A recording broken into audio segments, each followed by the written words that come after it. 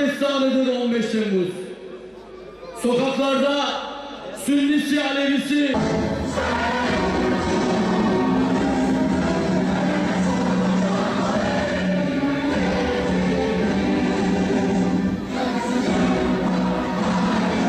أعوذ بالله من الشيطان الرجيم بسم الله الرحمن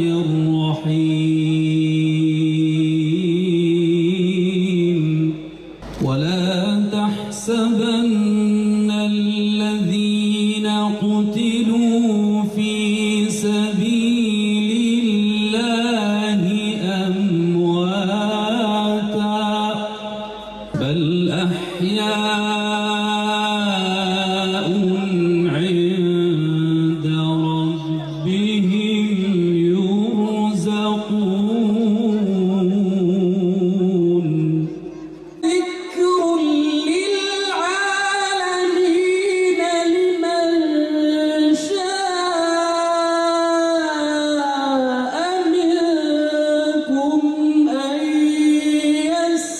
يستقيم. Hazreti Adem Aleyhisselam'dan Hazreti İbrahim Aleyhisselam'a, Hazreti Musa Aleyhisselam'dan Hazreti İsa Aleyhisselam'a, yeryüzünü şereflendirmiş bütün kutlu nebilere selam ve hürmetlerimizi arz ediyoruz. Sen haberdar eyle ya Rabbi. Ey bütün varlığı ve insanlığı merhametiyle kuşatan yüce Rabbimiz, her birine rahmet ve minnet borçlu olduğumuz mübarek şehitlerimizin anne, baba, eş ve çocuklarına sabrı cemil ihsan eyle ya Rabbi. Millet durdu dimdik 15 Temmuz gecesi. Hepçinin adam oldu bugündür.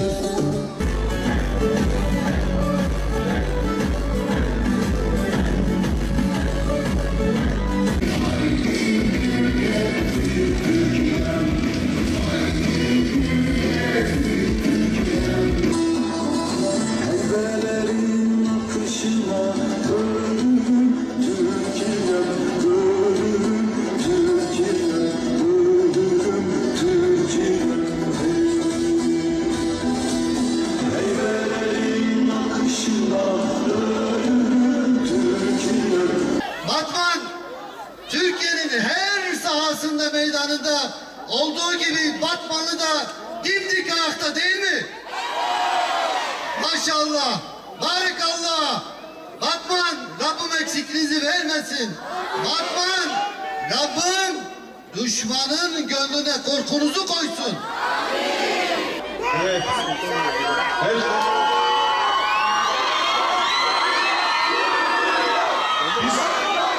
Biz sizinle gururluyuz. Rabbim sizlerden razı olsun. Allah razı olsun sizlerden. Sevgili Batmanlılar, 2 yıl önce tam bu saatlerde yine bu meydanlarda hep beraberdik. Batmanlı hemşehrilerimiz FETÖ darbe girişimine karşı silahlı kuvvetlerimizin içine sızmış hain FETÖ terör örgütüne karşı Cumhurbaşkanımızın dimdik duruşu, silahlı kuvvetlerimizin içindeki yürekli askerlerimiz, emniyet mensuplarımız, özel harekatımız ve asil milletimiz sayesinde bu hain darbe girişimini bertaraf ettik.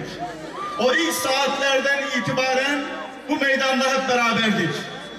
Az önce videoda gördük, tüylerimiz diken diken oldu. O ilk saatlerdeki duygularımızı anlatmak mümkün değil. Sizler al bayrağınızı alarak vatan için bayrak inmesin diye, ezan dinmesin diye bu meydanlardaydınız. Rabbim sizlerden razı olsun. Allah razı olsun. İşte bu hainlerin asıl amacı 1071'in, 1463'ün, Çanakkale'nin, kurtuluş mücadelemizdeki mağlubiyetlerinin intikamını almak için bize saldırıyorlardı. O gün kendileri saldırdı. 15 Temmuz gecesi piyonlarını üzerimize saldılar. Bu milleti zannediyorlar ki dize getireceğiz. Bu milleti dize getirmek kolay mı? Vatan için, bayrak için, ezan için ölmeyi göze alan bir millet dize getirilebilir miydi? Getirilemezdi. Getiremeyeceklerdi. Onların amacı Türkiye'de bir iç savaş çıkarmak. Türkiye'yi işgal etmek. Türkiye'yi Suriyelileştirmekti. Suriye'deki oyunun aynısını burada yapacaklardı. Allah göstermesin. Başarılı olsalardı işte bu meydanlarda bizler olamayacaktık. Ama bu millet o cesareti, o yürekli duruşunu, Çanakkale ruhunun bir benzerini 15 Temmuz'da tekrar canlandırdı.